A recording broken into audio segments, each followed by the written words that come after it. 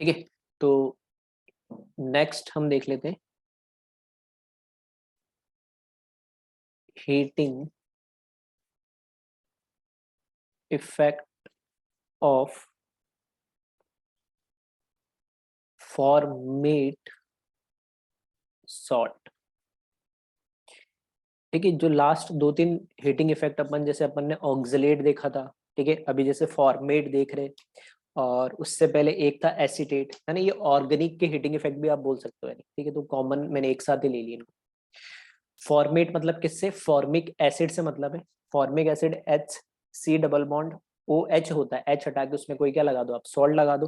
ठीक है, तो यहाँ पे मैंने लिखा मेटल फॉर्मेट, इन जनरल लिख रहा हूं मैं। अगर आपके पास कोई भी मेटल फॉर्मेट सॉल्ट है, इसको आप क्या करते हैं, हीट करते हैं। तो हीट करने पे आपको HCHO,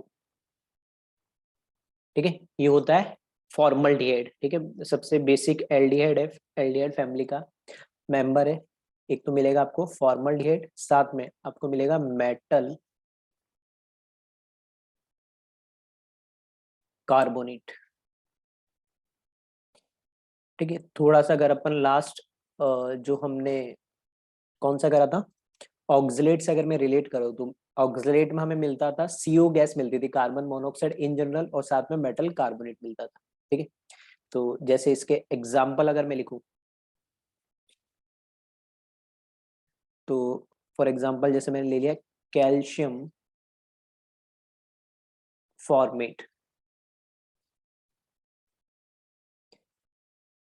ठीक है, तो इन जनरल चलो एक बार मैं बताता हूँ, जैसे ये है आपके पास formic acid HC double bond OH। ठीक है, ये आपका क्या है, फॉर्मिक एसिड है, इन कॉमन नेम है इसका। फॉर्मिक एसिड में से आप क्या करें, एसिड में से H हटा के कोई भी कैटाइन लगा दे।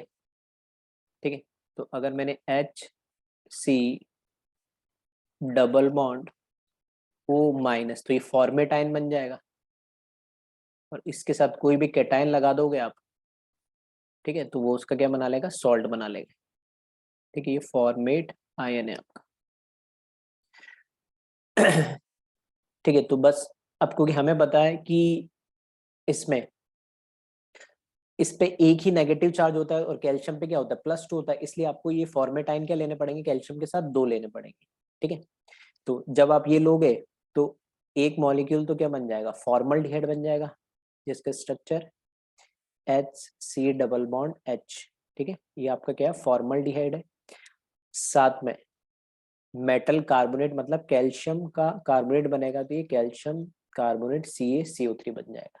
ठीक है, और इसको अपन लिख देते, ये आपका क्या हो जाएगा, ये आपका फॉर्मल्डिहाइड बनता है।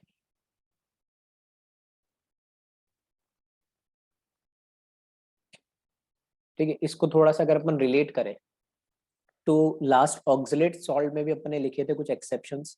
जैसे पहला, उसमें भी हमने लिखे थे लिथियम प्लस, ठीक है, मैग्नीशियम प्लस। ठीक है, याद रखने में आसानी है इसलिए मैं बता रहा हूँ, बिल्कुल ऐसे ही आयन हमने वहां पे भी लिखे थे ऑक्सलेट में, lithium plus magnesium +2, beryllium +2, aluminium +3। ठीक है, देन P&D ब्लॉक। ठीक है, P&D block metal carbonate, P&D block metal जो कार्बोनेट बनते, सेम ऑक्सलेट में जैसे अनस्टेबल होते, तो फर्दर वो क्या हो जाते, ब्रेक हो जाते ऑक्साइड प्लस CO2 में, वही काम इसमें भी होता है। ठीक है, तो metal carbonate being being less stable, being less stable and further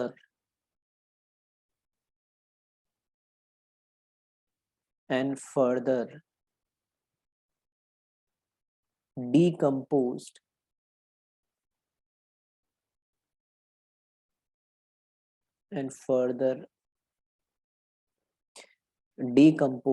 into metal oxide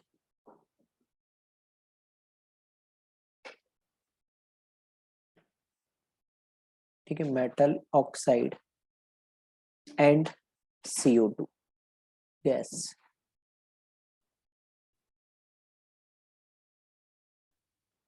ठीक है, इसका चाहो तो कोई भी एक एग्जांपल ले लो आप।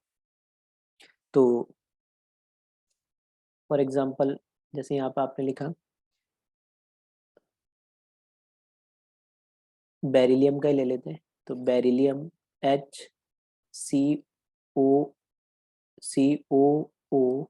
होल ट्वाइस, इसको जब आप हीट करोगे तो HCHO, ये फॉर्मल्डिहाइड तो इसमें मिलता ही मिलता है, एक तो प्रोडक्ट होता है इसका साथ में। ठीक है, बेरिलियम कार्बोनेट बनेगा BCO3, बट वो स्टेबल नहीं होता, तो फर्दर वो ब्रेक डाउन होके बेरिलियम ऑक्साइड प्लस क्या बना लेगा, CO2 गैस बना लेगा। ठीक है, तो लिथियम, मैग्नीशियम, बेरिलियम और एल्यूमिनियम +3 आयन साथ में P एंड D ब्लॉक के जो भी मेटल है वो सभी मेटल कार्बोनेट फर्दर डिकम्पोज हो जाएंगे, लेस स्टेबल होते हैं तो मेटल ऑक्साइड और CO2 में कन्वर्ट हो जाएंगे। फिर इसका आगे नेक्स्ट वहां पे भी जैसे शुरू से ये चीज अपन करते हुए आ रहे कि जहां पे भी सिल्वर और मरकरी का सॉल्ट आ रहा है, ठीक है, वो प्योरली किस में कन्वर्ट हो जाता है, सिल्वर, और प्योरली किस में कन्वर्ट हो जाता है, मरकरी में। तो वो काम भी यहाँ पर हो रहे हैं, तो इसके लिए भी लिख देते फॉर, ठीक है, स्पेसिफिक है, ये सभी में हो रहा है Ag सिल्वर और Hg के साथ, है ना। थोड़ा सा डिफरेंस है, क्या है उसको देख लेते एक बार। जैसे मैंने लिखा है यहाँ पे Ag के लिए लिख लेता हूँ, है ना, HCOOAg, क्योंकि Ag भी +1 चार्ज होता है और फॉर्मेट पे भी क्या होता है -1, तो ए की मॉलिक्यूल चाहिए, बस बैलेंस करने के लिए वो 2 लिख दिया, क्योंकि हम इसमें एक प्रोडक्ट बनाना जा रहे हैं। इसमें देखो क्या होता है कि इनिशियली तो क्या होता है HCHO, मतलब फॉर्मल्डिहाइड बनता है, और जैसे अपन बनाने के लिए फिर भी बना दो, जैसे मैंने बोल दिया कि यहाँ पे क्या बन जा रहा है, ये Ag2CO3 कार्बोनेट बन जा रहा है। ये कार्बोनेट क्या होता है, स्टेबल होता नहीं है ना, तो ये फर्दर ब्रेक डाउन हो जाता है, जैसे कि हमने भी पिछले केस में देखा था बेरिलियम के केस में, ये ऑक्साइड, ठीक है, प्लस किस में आप ब्रेक कर दो इसको, CO2 में ब्रेक कर दो। ठीक है, बैलेंस कर लेना, बैलेंस कराने डायरेक्ट लिख दिया। अब इसमें क्या हो रहा है, ये जो AgO है ना, ये फर्दर, ठीक है, ये जो AgO फर्दर किसमें, क्योंकि हमने पता है कि जहाँ पे भी सिल्वर मरकरी आ रहा है वो प्योर फॉर्म में कन्वर्ट हो जाता है, और यहाँ से क्या मिल जा रहा है आपको, हाफ O2 मिल जा रहा है। तो अल्टीमेटली हो क्या रहा है, बस समझाने के लिए मैंने इतना लिखा है कि इसमें ये जो हाफ O2 गैस निकली है ना, ये ऑक्सीजन फर्दर इस फॉर्मल्डिहाइड के साथ रिएक्शन करके, ठीक है, इन जनरल हम ऑर्गेनिक में पढ़ते कि ऑक्सीडेशन आप एल्डिहाइड का करोगे तो उसका फर्दर ऑक्सीडेशन करने पे आपको क्या मिलेगा, कार्बोक्सिलिक एसिड मिलेगा। तो ये जो हाफ O2 गैस, ठीक है, नेसेंट ऑक्सीजन भी बोल सकते हैं हम इसको, ये फर्दर क्या करती है, इस एल्डिहाइड को ऑक्सीडाइज कर देती है, और ऑक्सीडाइज करके ये किस में कन्वर्ट कर देगी, इसको कार्बोक्सिलिक एसिड मतलब फॉर्मिक एसिड में कन्वर्ट कर देगी, ये हाफ O2। आ रही बात समझ में, तो वो बस समझाने के लिए मैंने इतना लिखा है। तो इसमें ध्यान रखना कि HC डबल बॉन्ड, और यहाँ पर भी क्या आता है, H की जगह एक ऑक्सीजन इंसर्ट हो जाती है, इसका ऑक्सीजन हो जाता है, फॉर्मिक एसिड बन जाता है। ठीक है, तो ये आपका फॉर्मिक एसिड बाकी सभी केस में, ठीक है, जब फॉर्मेट सॉल्ट को आप क्या करोगे, डिकम्पोज करोगे, तो सभी केस में आपको जो प्रोडक्ट है, बाय प्रोडक्ट, वो आपको क्या मिलता है, फॉर्मल्डिहाइड मिलता है, बट सिल्वर और मरकरी के केस में, ठीक है, आपको क्या मिलता है, फॉर्मिक एसिड मिलता है। क्यों मिलता है, क्योंकि जब वो Ag सिल्वर ऑक्साइड बनता है, वो फर्दर ब्रेक होता है तो ऑक्सीजन रिलीज करता है, और वो ऑक्सीजन क्या करता है, इस फॉर्मल्डिहाइड को ऑक्सीडाइज कर देता है। तो चाहो तो इसको मैं सिंपल रिएक्शन लिख देता हूँ, इसी को ना नेट, इसको ऐड करके लिख रहा हूँ, बस अलग से लिख दे रहा हूँ, ये बस समझाने के मैंने बैलेंस करके नहीं लिखी, तो यहाँ पे मैं लिख देता हूँ नेट। अगर रिएक्शन की अगर मैं बात करूँ तो HCOOAg, तो इससे नेट आपको प्रोडक्ट एक तो क्या मिलेगा, फॉर्मिक एसिड मिलेगा, HCOH, ठीक है, प्लस Ag प्योरली मिल जाएगा, और साथ में आपको क्या मिलेगी यहाँ पे, CO2 गैस मिलेगी, ठीक है। तो ये आपकी गैस होगी, यहाँ पे मेटल प्योर हो गया, और ये आपका क्या मिल जाएगा, फॉर्मिक एसिड मिल जाएगा। सिमिलरली ऐसे आप जब मरकरी के लिए लिखेंगे, ठीक है, अब मरकरी पे क्या होता है, क्योंकि Hg+2 फॉर्म में होता है, तो Hg ये COO होल ट्वाइस, और यहाँ पर अपन ने क्या लिख दिया, Hg लिख दिया, और इससे फिर से सेम रिएक्शन होती है तो इससे भी आपको क्या मिलेगा, फॉर्मिक एसिड ही मिलेगा, साथ में प्योर मरकरी मिल जाएगा, और CO2 गैस तो आपको इसमें मिलेगी इस तरीके से।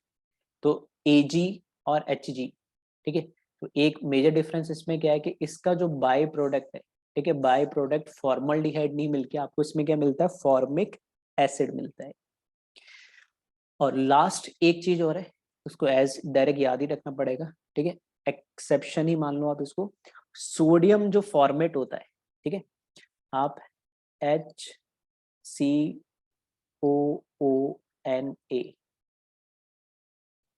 ठीक है, इसका जब आप हीट करोगे तो इस केस में प्रोडक्ट बिल्कुल अलग मिलेगा आपको, यहाँ पे Na2C2O4, ठीक है, ऑक्सलेट सॉल्ट बन जाता है सोडियम का, और साथ में H2 गैस रिलीज होती है, ठीक है। तो ये बिल्कुल सबसे अलग रिएक्शन है इसके अंदर, ठीक है। तो ये आपको थोड़ा सा डायरेक्ट ध्यान रखना पड़ेगा कि अगर सोडियम फॉर्मेट है तो इसको जब आप हीट कर दो, ठीक है, 2 मोल्स ले लेना इसमें, तो आपको क्या मिल जाएगा यहाँ पर, sodium oxalate C2O4 oxalic acid होता है, उसकी जगह Na2 लगा दोगे तो सोडियम ऑक्सलेट सॉल्ट मिल जाएगा, और साथ में H2 गैस रिलीज होगी, ठीक है। एक ये थोड़ा सा डिफरेंस है फिर आ जाए नेक्स्ट अपन, ये हीट इफेक्ट था आपका फॉर्मेट, ठीक है। तो ऑर्गेनिक हिसाब से एक फॉर्मेट का देख लिया अपन ने, ऑक्सलेट का देख लिया, और एक हमने एसिटेट का देखा था, ठीक है। अब आते हैं कुछ ऑक्साइड का, हम हीटिंग इफेक्ट देख लेते हैं। तो यहाँ मैं लिख रहा हूँ हीटिंग इफेक्ट ऑफ ऑक्साइड,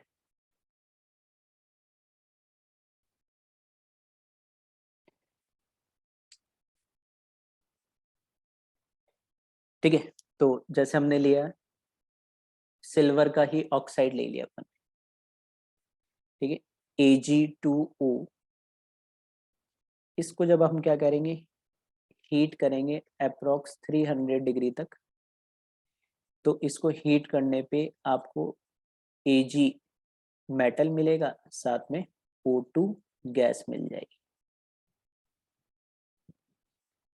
यहाँ पे जो Ag2 है ना, ये होता है आपका ब्राउन कलर का ऑक्साइड होता है, ये सिल्वर का, ये ब्राउन कलर होता है इसका।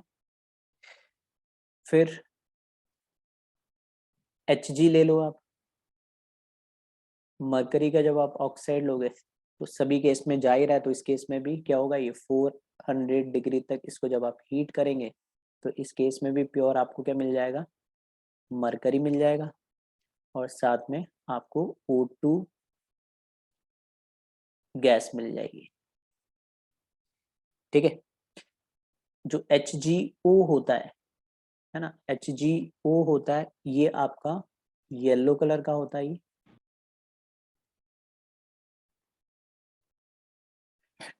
इसी तरीके से आप जब PbO2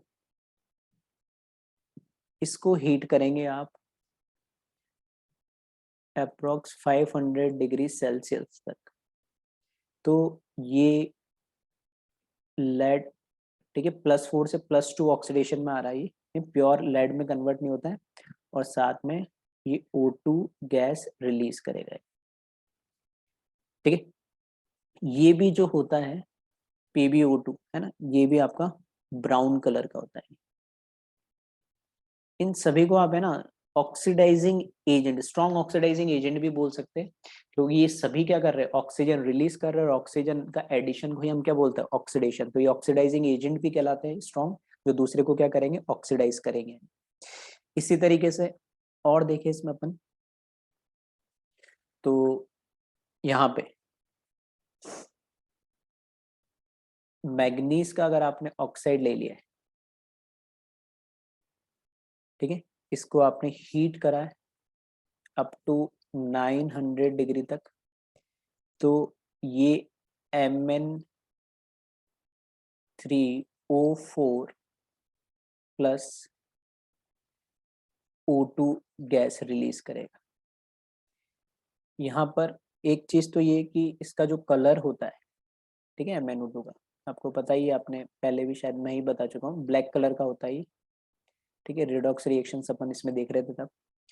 दूसरा, इसमें जो Mn3O4 है ना, ये कोई ऑक्साइड नहीं है, ये एक तरीके से मिक्स्ड ऑक्साइड है। ये मिक्स ऑक्साइड क्या है, ये है एक्चुअल में कॉम्बिनेशन है MnO और Mn2O3, ठीक, ये दो मिक्स ऑक्साइड है, Mn+2 और Mn+3। ऑक्सीडेशन स्टेट का क्या है, ये कॉम्बिनेशन है, तो इसको कंबाइनली हम इस तरीके से Mn3O4 लिख देते हैं, है ना, तो एक्चुअल में ये दो ऑक्साइड का कॉम्बिनेशन है।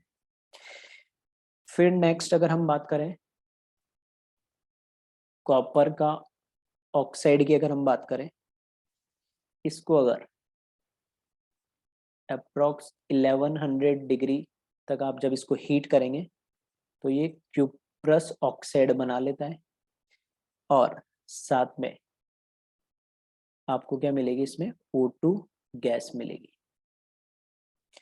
यहाँ पर जो ये +2 है, यहाँ पे +1 है, ठीक है, ये +1 है और ये +2, तो +2 वाला कहलाता है क्यूप्रिक, है ना, ये होता है आपका ब्लैक कलर का, ये होता है आपका ब्लैक कलर का होता है, और ये जो क्यूप्रस होता है ये रेड कलर का होता है, ठीक है। थर्मल स्टेबिलिटी की हम बात करें तो हाई टेम्परेचर पे जो क्यूप्रस है ना, ये लोअर ऑक्सीडेशन स्टेट वाला ज्यादा क्या होता है, स्टेबल होता है, ठीक है, तो हम बोल सकते हैं थर्मली ये मोर स्टेबल है। इसी तरीके से जब आप क्रोमियम के ऑक्साइड को हीट करोगे, ठीक है, ये भी आपने सुना होगा, एक इंपॉर्टेंट कंपाउंड होता है CrO5, ठीक है, chromium oxide, butterfly type structure होता है इसका। इसको आप, ठीक है, रूम टेम्परेचर पे ही हीट करेंगे, ठीक है, और एक्वस सॉल्यूशन के अंदर, मतलब जनरली अब हीट क्या करना, मतलब रूम टेम्परेचर पे ही ये क्या होता है, Cr2O3, है ना, इस ऑक्साइड क्रोमियम ऑक्साइड के अंदर क्या हो जाता है, ये कन्वर्ट हो जाता है, और साथ में बैलेंस करने के लिए आपने ये क्या करा, यहाँ से O2 गैस रिलीज कर देता है ये। इसमें ये जो कंपाउंड होता है CrO5, आपको पता है ब्लू कलर का कंपाउंड होता है ये, ठीक है, अनस्टेबल होता है ये एक्वस फॉर्म में, इसलिए Cr2O3 में कन्वर्ट हो जाता है, और ये इसका जो कलर होता है ये होता है ग्रीन कलर, ठीक है। इसी तरीके से आयोडीन का एक ऑक्साइड होता है I2O5, ठीक है, ये भी स्टेबल नहीं होता है, तो ये किस में कन्वर्ट हो जाता है, आयोडीन I2 प्लस O2 के अंदर कन्वर्ट हो जाता है, और बैलेंस करने के लिए अपन ने क्या करा, ठीक है, तो ये ऐसे ही बोल सकते हैं इसको इंट्रामोलिकुलर रिडॉक्स रिएक्शन हो रही है। इसके अलावा कुछ कलर्स और कन्वर्जन्स है, यानी इसी ऑक्साइड के अंदर अगर हम बात करें, कुछ कुछ हम अलग अलग टॉपिक में पढ़ते भी है, जैसे यहाँ पे मैं लिख रहा हूँ जिंक ऑक्साइड की अगर हम बात करें, तो जिंक ऑक्साइड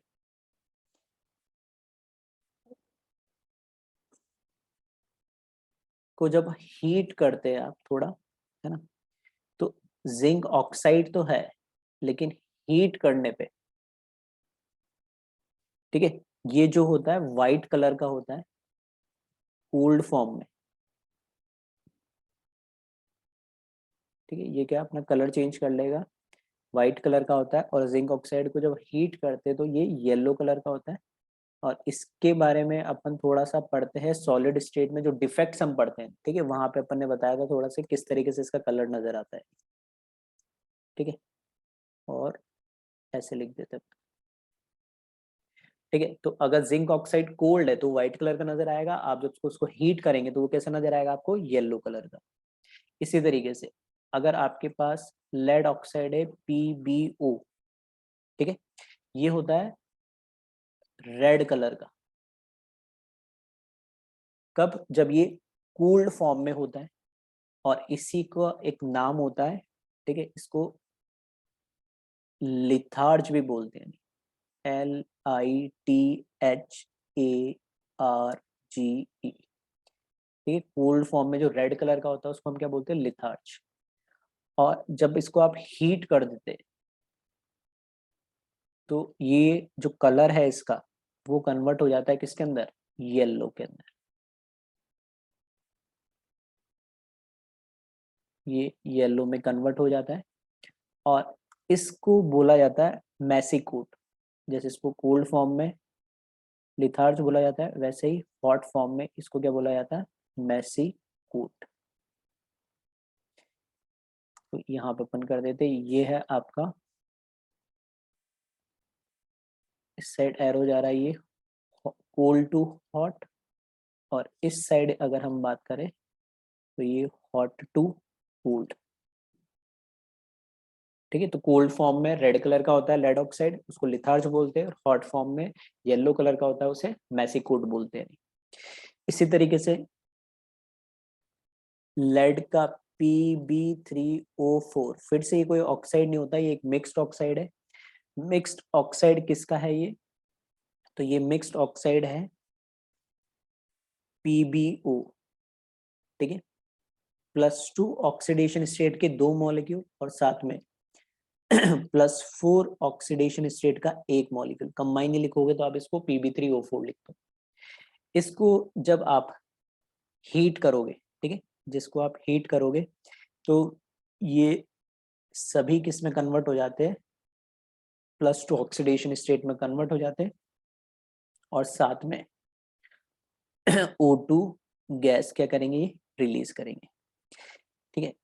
ये कन्वर्जन कब होगा, जब आप इसको हीट करेंगे अप टू 500 डिग्री सेल्सियस तक, और इसको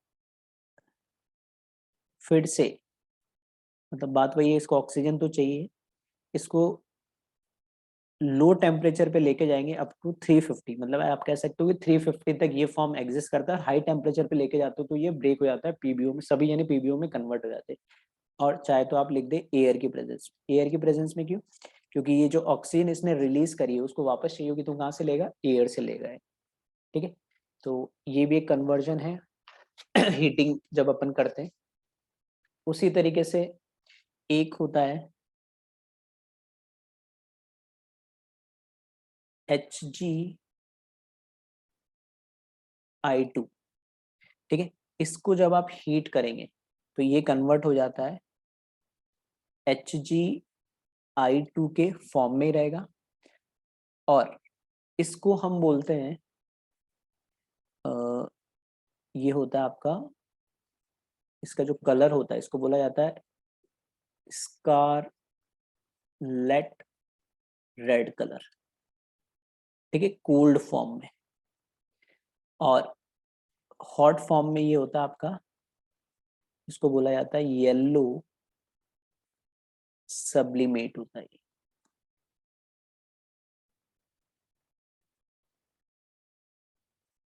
ठीक है।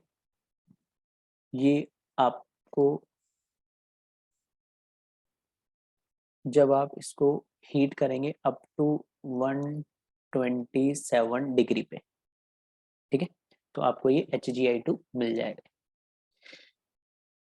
इसके बाद अपन आते हैं हीटिंग इफेक्ट फॉस्फेट में, ठीक, तो नेक्स्ट लिखते हैं अपन हीटिंग हीटिंग इफेक्ट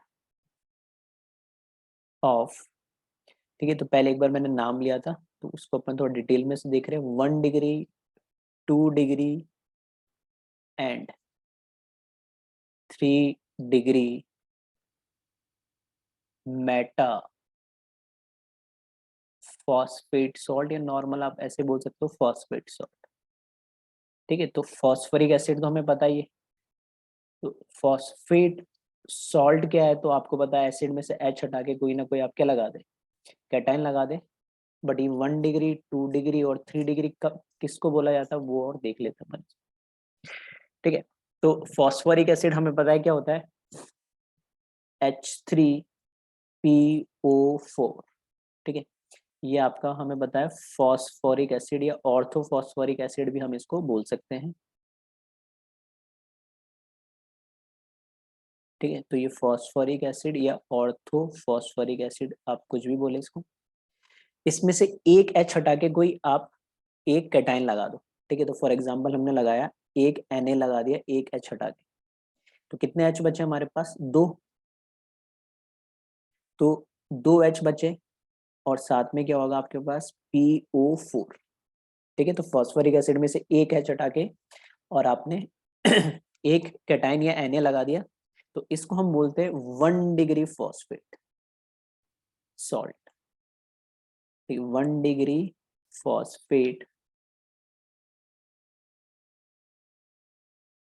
सॉल्ट। ठीक है, तो 1 डिग्री कब बोला, जब हमने एक एच हटा के एक कोई भी मोनोवेलेंट कैटाइन इस पे लगा दिया।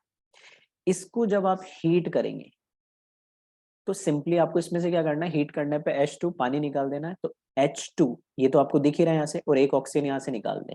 जो बचा है वो फॉर्मूला आप लिख दें यहाँ पे। तो क्या बचेगा, Na बचेगा, हाइड्रोजन तो दोनों निकल गए, क्या बचा, फॉस्फोरस एक और ऑक्सीजन चार थे, उसमें से एक निकल जाएगा, तो ये कितने बचेंगे, तीन। तो साथ में आपके पास क्या निकल जाएगा, H2।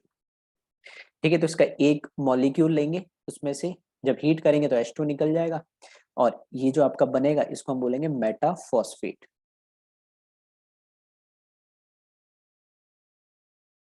ये कहलाएगा आपका मेटाफॉस्फेट।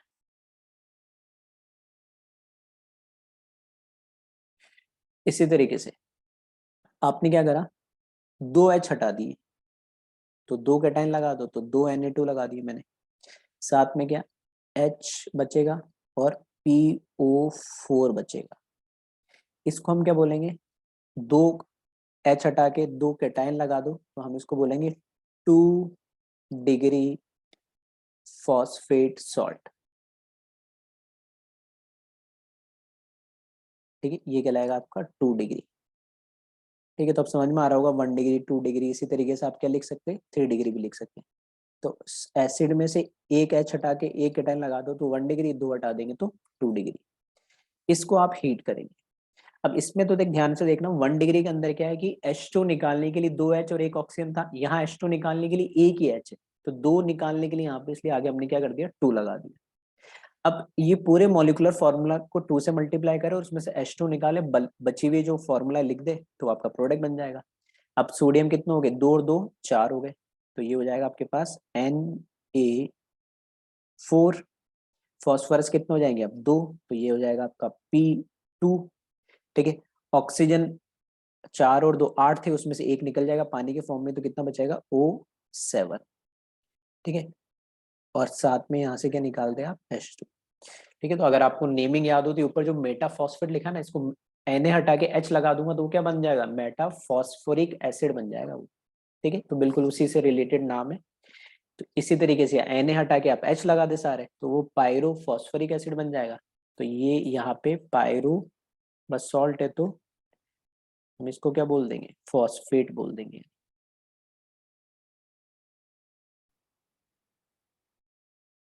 ठीक है, ये आपका पायरोफॉस्फेट सॉल्ट बन जाएगा।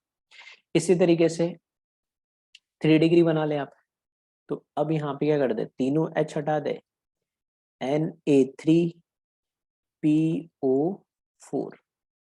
ठीक है, तो अब आप लिख सकते हैं इसको, इसको आप लिख देंगे 3 डिग्री फॉस्फेट सॉल्ट। अब जिस तरीके से 1 डिग्री 2 डिग्री को हीट करा, वैसे ही अपन क्या करेंगे 3 डिग्री को भी हीट करेंगे। अब पीछे आप देखोगे तो 1 डिग्री में तो पहले से 2 हाइड्रोजन थे, 2 डिग्री में एक था, तो हमने क्या करा 2 मॉलिक्यूल ले लो, उसमें से निकाल लो। बट आप जब 3 डिग्री में देखोगे तो यहाँ पे तो हाइड्रोजन है ही नहीं, तो H2 निकल नहीं सकता है, तो ये थर्मली स्टेबल होता है, कोई इसका थर्मल डिकम्पोजिशन नहीं हो सकता, तो हम इसको बोलेंगे कोई इफेक्ट नहीं होगा हीट करने पे, या हम ऐसा भी बोल सकते हैं इसको, ये क्या होता है थर्मली स्टेबल होगा। ठीक है, 3 डिग्री जो होता है फॉस्फेट सॉल्ट वो थर्मली स्टेबल सॉल्ट होगा।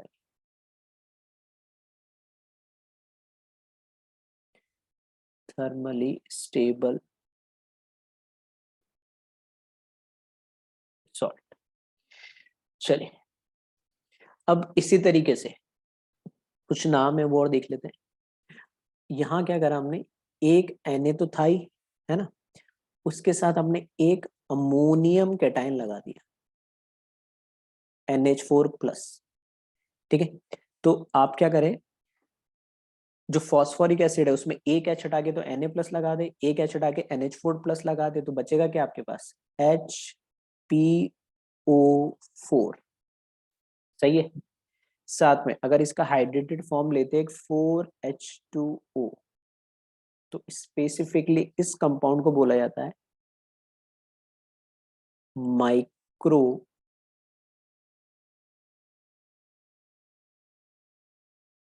ठीक है, ये हो जाएगा आपका माइक्रो कॉस्मिक सॉल्ट बोलते हैं इसको, माइक्रो कॉस्मिक सॉल्ट। ठीक है, तो माइक्रो कॉस्मिक सॉल्ट क्या है, फॉस्फोरिक एसिड में आप 2 डिग्री बोल सकते हैं, 2 डिग्री सॉल्ट का हाइड्रेटेड फॉर्म है, बस इसमें क्या है कि स्पेसिफिकली एक Na और एक अमोनियम आता है, तभी इसको माइक्रोकॉस्मिक सॉल्ट बोलते हैं। अच्छा, इसको अब जब अपन हीट करेंगे, तो हीट करने पे जो इसका हाइड्रेटेड मॉलिक्यूल है पानी की, वो सबसे पहले निकल जाएंगे, तो मैं यहीं पे लिख दे रहा हूँ -4H2O। ठीक है, हीट करने पे ये इसका हाइड्रेटेड जो वाटर मॉलिक्यूल ये निकल जाएंगे, तो ये आपका बन जाएगा NaNH4, साथ में HPO4 बनेगा। ठीक है, इसको आप क्या बोलेंगे, इसका नाम बोलेंगे अपन 1 डिग्री फॉस्फेट सॉल्ट, हम इसको बोलेंगे। ठीक है, 1 डिग्री फॉस्फेट सॉल्ट। ठीक है, अब कई आपके दिमाग में ये भी आ रहा होगा सर ये तो 2 डिग्री टाइप दिख रहा है, 1 डिग्री क्यों बोला। ठीक है, तो ये 1 डिग्री इस Na जो कैटायन है ना मोनोवेलेंट, इसके रेस्पेक्ट में बोला जा रहा है, इस अमोनिया के रेस्पेक्ट में नहीं बोला जा रहा है। ठीक है, अच्छा अब इसको हीट करेंगे जब अपन, फर्दर इसको आपने हीट करा, ठीक है फर्दर हीट करा, तो इसमें क्या है देखना, फिर से आपको क्या निकालना है H2 निकालना है। H2 निकालना है तो 2 हाइड्रोजन चाहिए, तो देखना एक तो ये वाला हाइड्रोजन एक है, एक हाइड्रोजन यहाँ NH4 से ले लेगा। ठीक है, और एक ऑक्सीजन यहाँ से ले लेगा, तो एक तो आपका निकल जाएगा यहाँ से H2+। जब इस अमोनिया से एक हाइड्रोजन ले लेगा तो ये सिर्फ अमोनियम आयन से ले लेगा, तो सिर्फ यहाँ पर क्या बचेगा हमारे पास NH3 बचेगा, अमोनिया गैस बच जाएगी यहाँ से। ठीक है, यहाँ से बच जाएगी NH3, इसका जो एक H है वो इस एक H के साथ कंबाइन होके एक ऑक्सीजन यहाँ से लेके H2 बना लिया। अब जो बचा है वो आपका सॉल्ट बन जाएगा। तो क्या बचा हमारे पास, एक Na बचा है हमारे पास, और एक फॉस्फोरस बचा है, और एक आपके पास क्या रखा है 3 ऑक्सीजन बची है। ठीक है, तो NaPO3 बन जाएगा, और इसमें ये आपके एक तरीके से अमोनिया गैस बन गई है। इसी तरीके से ठीक है, अगर आप मैग्नीशियम ले लेते हैं मोनोवेलेंट की जगह डाइवेलेंट, साथ में एक NH4 आपने ले ही लिया। ठीक है, और ये आ गया फॉस्फेट। तो एक तरीके से मैग्नीशियम पे +2 चार्ज होता है, 2 हाइड्रोजन उसने हटा दिया, एक अमोनिया ने हटा ही दिया। इसको जब आप हीट करेंगे, ठीक है, तो यहाँ से आपको मिलेगा, क्योंकि पानी निकालना था तो एक मॉलिक्यूल से तो निकलेगा नहीं, इसलिए हमने क्या करा पहले क्या करा इसके 2 मॉलिक्यूल ले ली, तो MgP2O7 मिलेगा, साथ में क्योंकि 2 मॉलिक्यूल लिए तो इस बार 2 अमोनिया गैस मिल जाएगी, ठीक है, और साथ में यहाँ पर H2 निकल जाएगा। और एक लास्ट इसी में देख लेते, एक अगर आपने 2 मॉलिक्यूल्स NaH2, इस बार PO2 लिया हमने, ठीक है, इस लास्ट में देखना PO2 लिखा है मैंने, सॉलिड फॉर्म में होता है ये। इसको जब आप हीट करेंगे तो आपको प्रोडक्ट मिलेगा Na2HPO4 और साथ में PH3, ठीक है। तो ये एक डिसप्रपोर्शनेशन रिएक्शन है, ध्यान रखना, यहाँ पे PO2 लिया, अभी तक PO4 आ रहा था, इसमें कन्वर्ट हो गया फॉस्फेट सॉल्ट में, ठीक है। तो यहाँ पे आप देखोगे तो फॉस्फोरस पे +1 ऑक्सीडेशन स्टेट थी, यहाँ आप देखोगे फॉस्फोरस पे तो +5 ऑक्सीडेशन स्टेट है, और यहाँ पे